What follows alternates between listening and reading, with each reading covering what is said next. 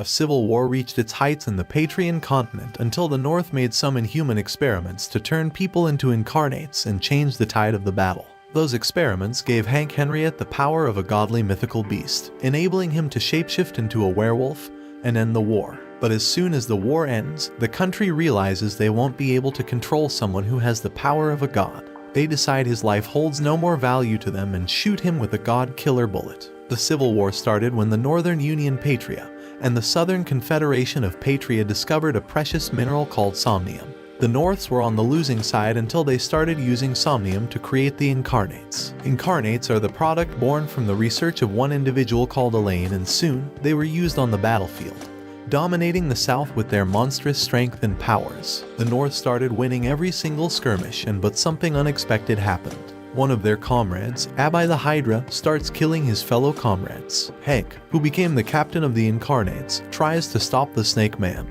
Abby gets his conscience back for a few seconds and begs Hank to stop him. Before Hank can do anything, the human soldiers start losing their cannons, unleashing steel balls of explosive power against the monster. After the incident, Elaine reveals to Hank and Kane that Abby talked to her about his worsening condition.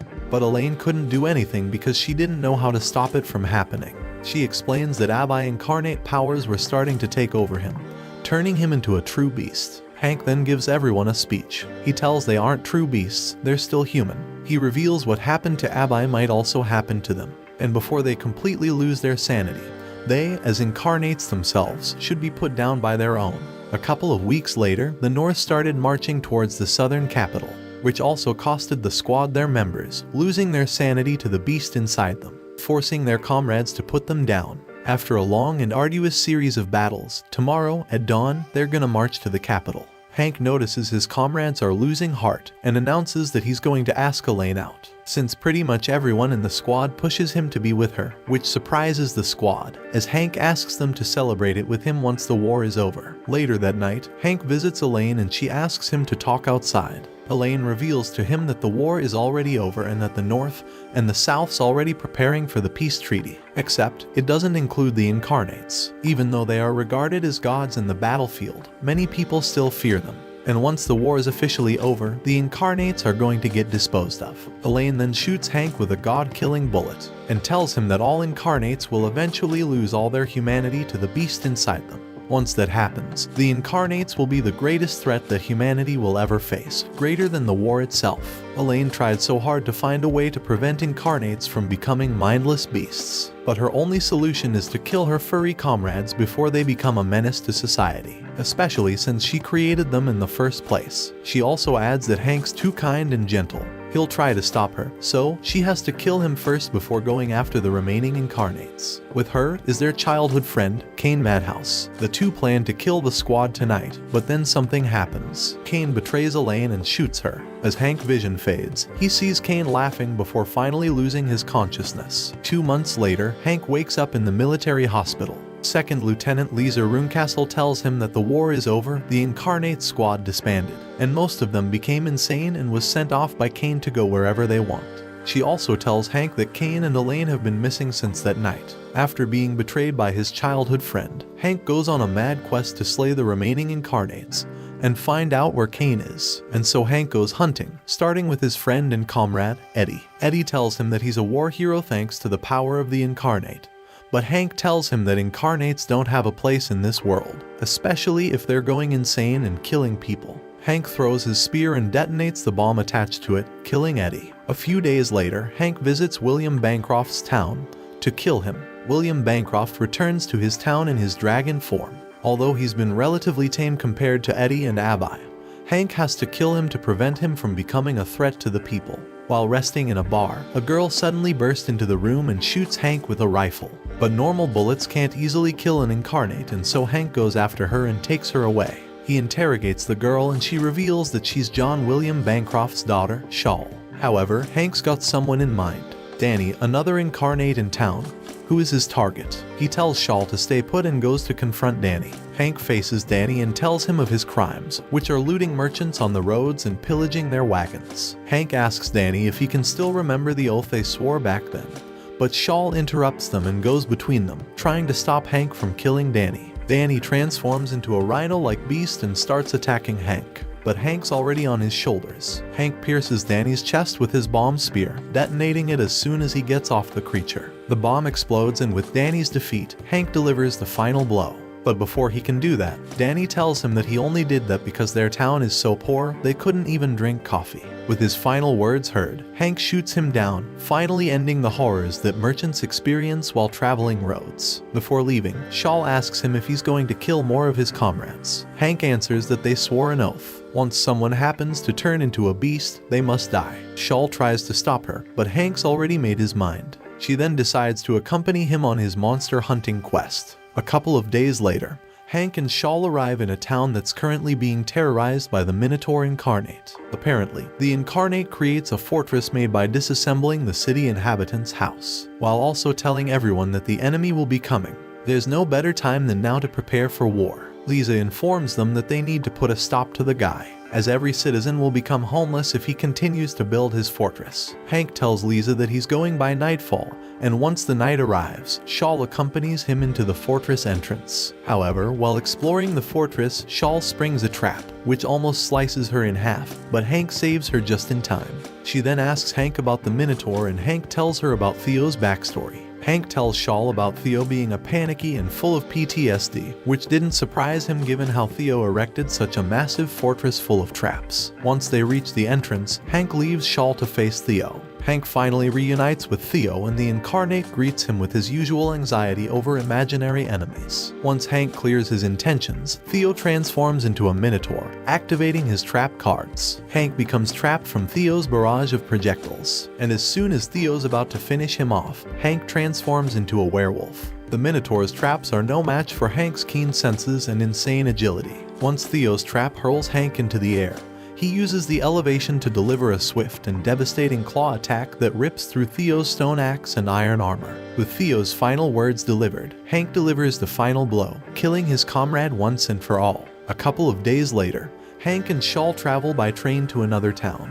But before they can proceed, Lisa stops the train and briefs Hank about another Incarnate. Apparently, a benevolent Incarnate called the Behemoth is on a collision course with the recently built Iron Bridge, a connecting bridge between the north and the south. As soon as he knows the details, Hank tells everyone his plan and waits for the Behemoth to arrive. As soon as the Behemoth arrives, they start firing, which disables the monster. The next morning, the same guys who made the bridge start ranting about the Behemoth taking too long to be killed. Shawl also tries to convince Hank not to kill the Behemoth, but then explosions occurred later that night, which enraged the Behemoth up. Hank transforms into werewolf again to stop the raging Incarnate. After a series of attacks, they manage to blow the monster's guts out and trap it. However, the monster still moves, walking as fast as it could toward the bridge. And then, an area collapses from the cliff's edges, revealing the view of the ocean. Apparently, Artie's just a man of few words but longed to see the ocean.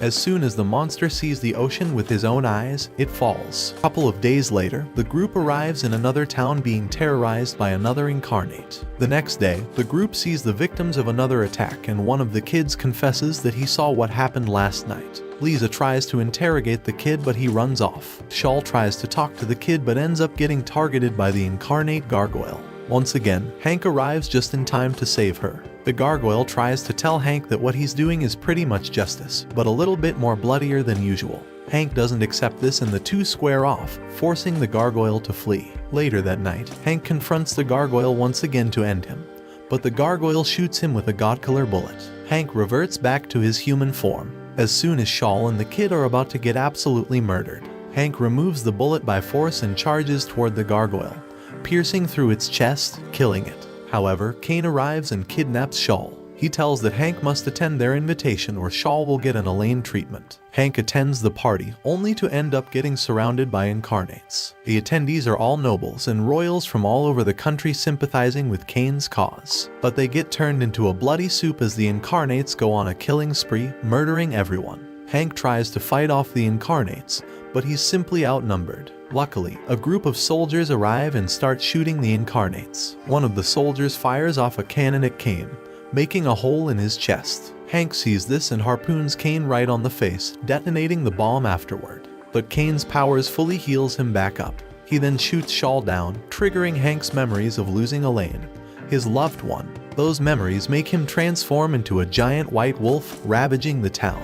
He then goes missing after literally turning Whitekirch into a mess. A few weeks later, Hank finds himself aimlessly traveling into the frozen mountains somewhere in Patria. After walking a little bit, Hank gets attacked by another incarnate, a werewolf just like him. The werewolf asks him why he declined Kane's proposal and keeps pressuring him to transform into his real form. However, Hank's too weak to do anything, especially after transforming into a massive train wreck. He tries to flee, but the incarnate can smell him from afar. The werewolf charges at him and attacks the tree he's hiding behind, but Hank dodges the attack and manages to shoot the werewolf, who still resists and charges at him, injuring his left shoulder. After Hank's pathetic display of power, the werewolf tells him he'll make him transform and leaves the scene. That night, the werewolf finds Hank in the same spot again and challenges him, but this time around, Hank transforms into his werewolf form and squares off with the beast. The two monsters fight, and as Hank mindlessly attacks the werewolf, he remembers his transformation as the giant white wolf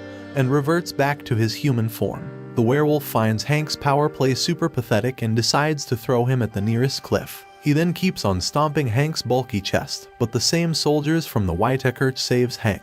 However, Hank falls as the cliff starts to collapse. Hank wakes up on Shaw's lap and she tells him that she went back to her hometown. Shaw tells her that her father, whom Hank previously shot dead, reanimated as a zombified incarnate, so she killed him. After killing her dad, Shaw informs him that somehow she understands why Hank is killing incarnates. Hank talks about his worries and she comforts him. Hank asks Shaw that although they might turn into monsters someday, him included, she shouldn't forget about them. They're still humans and desire to live as one. Hank leaves and sets out to finally kill his friend and comrade, his werewolf in arms. But the wolf's howl pierces Hank's ears, deafening him from his mission. Shaw arrives and shoots the pesky beast, giving Hank the opening he needs to transform back into his werewolf form. The furries fight once again, and with Hank's final blow, another incarnate is laid to rest. A few weeks prior to the final battle, Kane, a couple of remaining incarnates, and their loyalists established the country of New Patria, a separate state where incarnates are pretty much the Olympian gods.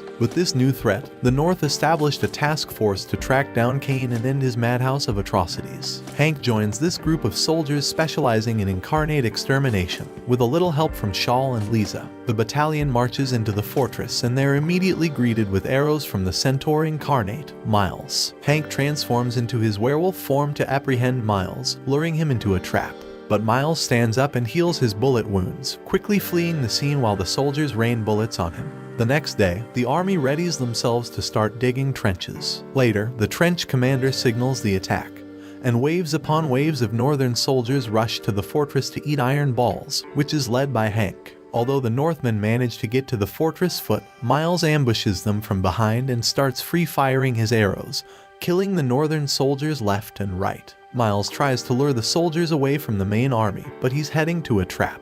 The soldiers trips the centaur and he gets jumped by Hank, who pierces Miles's chest and fires a flare, signaling the commander to bomb his location. Although Miles manages to regrow his limbs, the area suddenly gets covered by pink mist. It was Abai's poison. Hank ends Miles' condition, thus preventing the incarnate from horsing around. But before they can do anything, Kane shows himself and blasts every soldier's heads. Hank senses this and throws his harpoon at Kane, destroying his right arm. He then fires a shot, but Kane turns into mist, only to reappear again. Kane reveals to him that he built a new empire for everyone, for humans and beasts, a utopia where everyone can live in harmony. He tells Hank that humans are deranged creatures and incarnates are born from it. Seeing his friend lost his mind already, Hank transforms into his werewolf form and starts attacking Kane, who has God mode on. Kane creates multiple clones and uses them to attack and wound Hank. The sun shines and Hank turns back into his human form, but Shaw appears and reminds him he's still a human, not a monster, and he still has to fulfill his oath. Seeing Shaw makes Kane memories and rage to kick in, because Elaine loved Hank instead of him. He unleashes his final form and starts going after Shaw, but Hank blocks his attack, megaphones him away, and gives him a nice knuckle sandwich breakfast. After seeing the Irish flag flying over their fortress, Kane flees the scene. With the new threat coming from the west, Hank and Shaw departs on an adventure to find out the magical beasts and kill them before they turn the entire continent into a grand funeral party. Watch this next video. See you on the next one.